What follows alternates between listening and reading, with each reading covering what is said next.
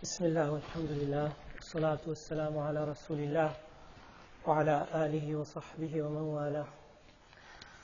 Inshallah, I just wanted to address a few things related to what I spoke to you about last night, because I received some questions which require a little bit of clarification, I think, inshallah.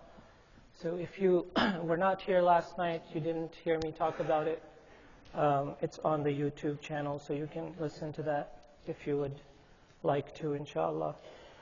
So one of the questions that several brothers asked me after last night's talk was when we play these carnival games, like for example, if we go to Chuck E. Cheese.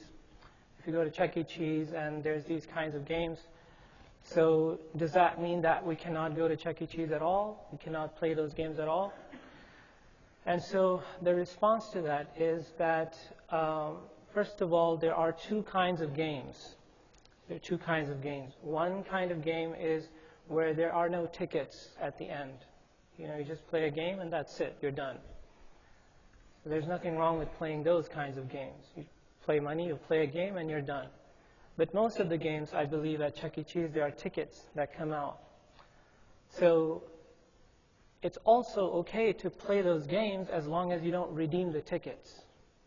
You know, if you don't redeem the tickets, you just play the game, and when the tickets come out, you either leave the tickets there, or you take the tickets home and let your kids play with the tickets, or throw away the tickets. And that's permissible. There's nothing wrong with that, inshallah ta'ala. But what would be problematic is for you to then redeem those tickets after you've played those games, after you've paid for those games, like we talked about yesterday. The other question that several people asked is slightly related to this, but a little bit different. They asked me about raffles or doorbusters. What about those? Are they permissible, or do they take the same ruling? So raffles are also two kinds. There are raffles that you get for free. Like you go to an event, and everybody who's entering, they get to put their name in a drawing. You don't pay anything. You just fill out something, and you put your name in the drawing. And at the end, they draw somebody's name. Whoever's name comes out, you get a prize. Okay? That's one type. The other type is that you have to pay money to put your name in the drawing. And then at the end, they draw a name, and whoever's name comes out gets a car or gets a large prize. Okay? So the first type is okay. The second type is also a form of gambling. Okay? So once again, if let's say I go to Home Depot, right? I go to Home Depot, and they have this place where they ask you to fill out your name, your address, your phone number, your email address, and put it in this box. And then at the end of the month, they're going to have a drawing, and whoever's name comes out gets a barbecue grill, for example. Can I put my name in there? Well, as long as they're not asking me to pay any money to do that, I can do that. As long as I'm not being required to pay any money. If it's for free, just I need to fill out my name and put it in the drawing, then that's fine. But if I'm going to pay money to be part of the drawing, then that becomes a type of gambling as well. Okay, so raffles and doorbusters have these different rulings based on how it's done. Another question that came, which is also related, is sometimes there are competitions where there are many different contestants that participate in the competition, but you have to pay a fee to participate in the competition. Okay? And then what happens is the organizers of the competition, they pool together all the money that is collected from the different participants, and they purchase a prize with that money, maybe a first place prize and a second place prize, and then those awards are given to the first winning team and the second winning team, and so on. That is also not permissible, according to all the four schools of thought. According to all the four schools of thought, when there are multiple contestants in a competition, and they are all being asked to put down money to participate in the competition, and then that money is being pooled together to purchase a prize for the winning team, that is also a form of qimar, a form of maisir, a form of gambling. So a very common example is, this used to happen back at A&M when I was going to school. Brothers in the MSA, they want to hold a 3-on-3 basketball tournament. And so there are 10 teams that sign up, 30 people, 10 teams. Every person is required to pay, let's say, $5 to participate in the 3-on-3 basketball tournament. So they collect a total of $150 from these 10 teams, and then they purchase a prize that costs $150 for the winning team.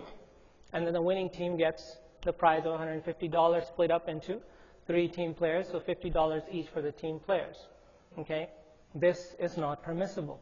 This is a type of qimar according to all the 4 schools of thought, and I have references. I can provide them to you if you're interested, insha'Allah ta'ala.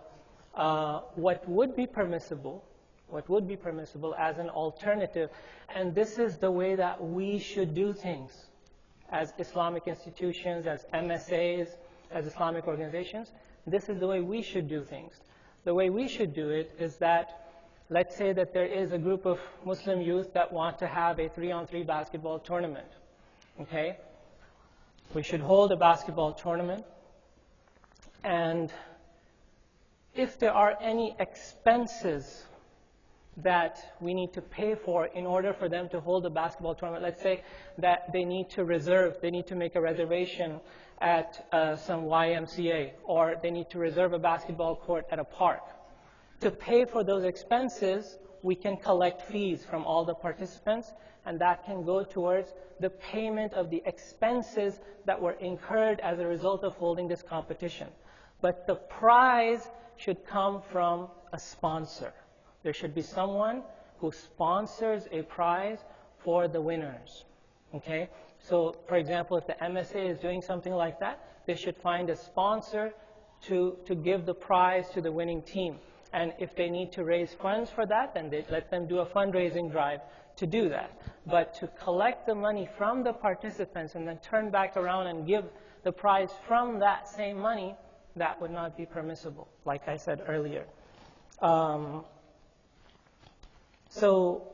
Somebody, said, well, we take our kids, we go to Chuck E. Cheese, and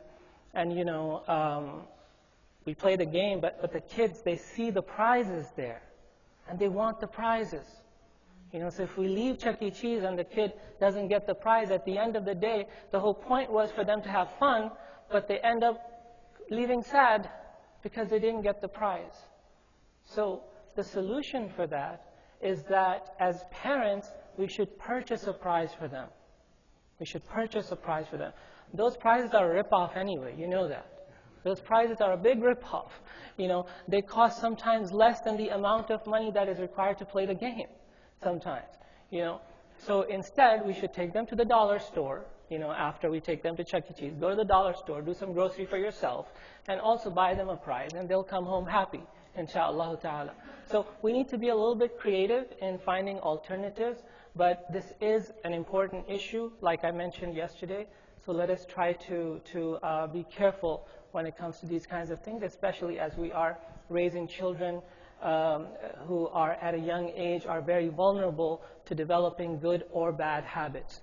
So may Allah subhanahu wa ta'ala teach us that which is beneficial and help us benefit from what He teaches us, and may Allah subhanahu wa ta'ala forgive us for our shortcomings. As I mentioned earlier also, if you have any questions, please don't hesitate to talk to me.